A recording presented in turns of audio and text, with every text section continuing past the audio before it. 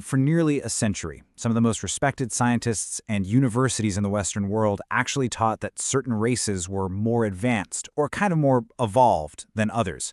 Harvard professors taught it. Major institutions funded it. Politicians actively defended it. This wasn't some fringe pseudoscience, guys. It was totally mainstream. And all of these ideas grew inside a worldview deeply shaped by evolutionary hierarchy. So how on earth did we get here? Well, to really understand this, we need to put two massive, monumental origin stories right next to each other. On one side, we have Charles Darwin's Descent of Man, pushing this worldview of biological measurement and, survival of the fittest. And on the other side, we have the ancient text of Genesis, which declares divine endowment and inherent human value. These are two radically different ways of viewing what a human being actually is. Placing these two distinct worldviews together leads us straight to a dangerous but absolutely crucial question. When we look back at the historical record, which one of these frameworks actually grounded human dignity? Which one protected the vulnerable? Let's dive in. Section 1. The Rise of Scientific Racism. Okay, to see how mainstream science adopted racial hierarchies, we really have to look at what Darwin himself actually wrote. In his 1871 book, The Descent of Man, he made this honestly chilling prediction. At some future period, the civilized races of man will almost certainly exterminate and replace the savage races throughout the world. Now, to be fair to history, Darwin personally opposed slavery, but his writings heavily reflected a biological ranking of human development that was just very common in his era, and later thinkers took those ideas and weaponized them into full-blown institutional practices. And like we mentioned, this wasn't just fringe theorists. Elite institutions like Harvard took biological measurement and used it to officially rank human worth. Think about that. You had Louis Agassiz, a star Harvard professor, teaching polygenism, which meant treating different races as entirely separate, distinct species. Alongside him, Samuel Morton collected hundreds of human skulls, using their measured cranial capacities to argue that Europeans were biologically superior. Together, they established a staggering and highly dangerous academic consensus. Watch how quickly this builds from an academic theory into a devastating global reality. It starts with Darwin's publication in 1871 and moves rapidly to Harvard's promotion of skull measuring. By the early 1900s, this urge to biologically rank and manage humans attracted massive funding from big names like the Carnegie Institution and the Rockefeller Foundation. And by 1933, this biological valuation reached its absolute darkest application in Nazi Germany. So this rapid progression gave birth to a specific, highly institutionalized field known as eugenics. It was the calculated effort to quote-unquote improve the human population by strictly controlling who gets to reproduce. Growing directly out of the misapplication of Darwinian evolution, the cold language of biological fitness literally became accepted practice at major universities all across America and Europe. That institutional practice resulted in a staggering, heartbreaking number: 60,000. That's the estimated number of everyday Americans who were forcibly sterilized under state eugenics laws. And these laws specifically targeted people with disabilities, the poor, and people of color. It's a brutal historical lesson, right? When human value is reduced to biological fitness, the vulnerable are always the first to suffer. And honestly, the historical record gets even darker.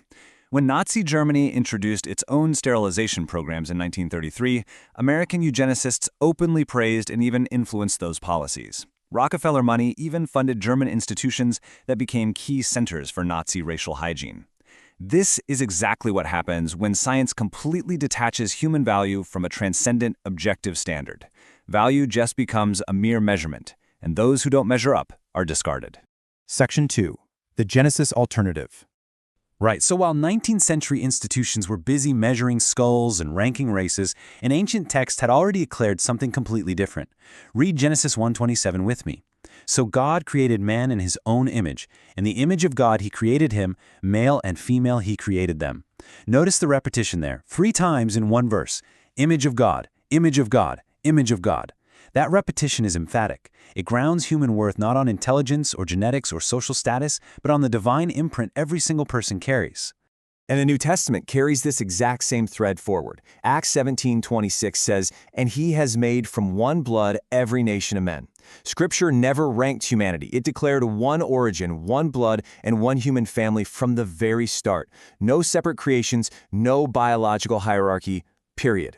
When you put these worldviews head to head, the contrast is just staggering. If we are purely the products of blind natural forces, equal human worth is incredibly difficult to ground objectively. I mean, we can assert equality, sure, but the universe itself gives no moral command that we are equally valuable. Value becomes something biological, measured, and earned. But if Genesis is true, human value is transcendent, it's inherent, and it's given by God. No government can revoke it, and no scientist can outrank it. Section 3. Science corrects, Scripture stands. Now, you might rightly point out that over time the scientific consensus shifted, and it did. Modern genetics eventually shattered the old racial hierarchies. Way back in a classic 1972 paper, geneticist Richard Lewontin found that about 85% of human genetic variation exists within local populations. Only about 6% exists between major racial groups. Modern genomics proved we share the overwhelming majority of our DNA, meaning biological race hierarchies are basically pseudoscientific. Science corrected itself. Look at the fascinating trajectory of truth here. Early science spent decades building complex biological racial hierarchies. Meanwhile, Scripture consistently maintained the reality of one single human family. It actually took until the era of modern genomics for science to officially correct itself and align perfectly with that single human origin.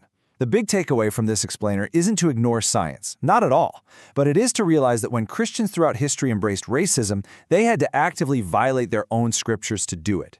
The biblical text had the truth all along. Section 4. Ultimate measure of human worth. As we wrap up this history, we really have to recognize that this isn't just academic. It's deeply personal to how you view yourself today. Science is an incredibly powerful tool for understanding the mechanics of the natural world, but science alone cannot tell you what a human being is actually worth. A microscope can't locate human dignity. A skull measurement can't quantify a soul. For that, you need a transcendent standard. Your life is not an accident, and your value is definitely not random. The ultimate proof of your value is found right here in John 3:16. For God so loved the world that he gave his only begotten Son, that whoever believes in him should not perish but have everlasting life. The cross of Christ is the ultimate metric of human worth. It's an offer made to every tribe, every tongue, and every nation. In this framework, no one is excluded, and absolutely no one is ranked lower. You are inherently valuable simply because you are made in the image of your Creator. If this Christ-centered search for truth resonates with you, make sure to subscribe to By the Light of Truth, and please share this explainer with someone who might be wrestling with their own worth. I want to leave you with this one thought to chew on. If human value isn't inherently given by a creator, then who exactly gets the power to decide what you are worth? Think about that. Thank you so much for learning with me today, and I'll catch you in the next one.